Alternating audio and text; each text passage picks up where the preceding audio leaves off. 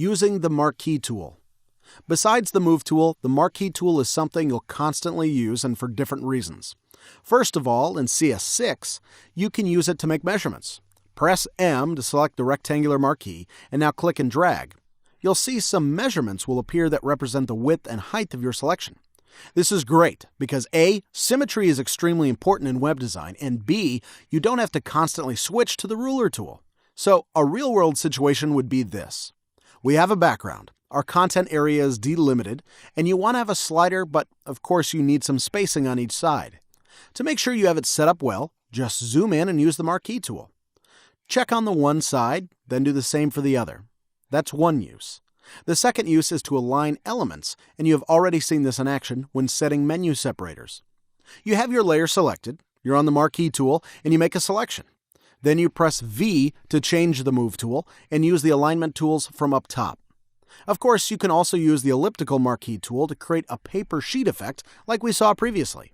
But even more interesting is the fact that you can use this tool for some uncommon situations. For example, let's say a client asks you to improve his font on his current website and especially in the call to action buttons. Now, instead of recreating those buttons, which is hard enough if they have some fine details to them, you can use the Marquee tool to erase the text and use another at its place. First, you need to make a print screen by pressing the Print Screen button on your keyboard. Then, create a new project file in Photoshop by pressing Ctrl-N. Press Ctrl-V to paste your screenshot and zoom in on your button. Now get the rectangular Marquee tool and make a small selection, as tall as the text, and press Ctrl-T. Drag the handle and the font will disappear. This is one way of doing it with the Marquee tool. The other fast way you should know now is to select the text with the Marquee tool and press Shift F5 and select Content Aware. This does almost the same thing.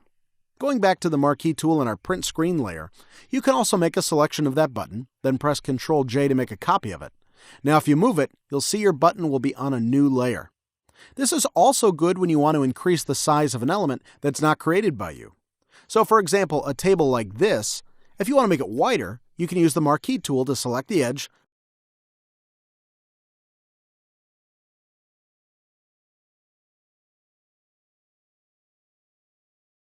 move it outwards, then make a selection on the interior, press Ctrl-T, and drag it. Results vary depending on your image.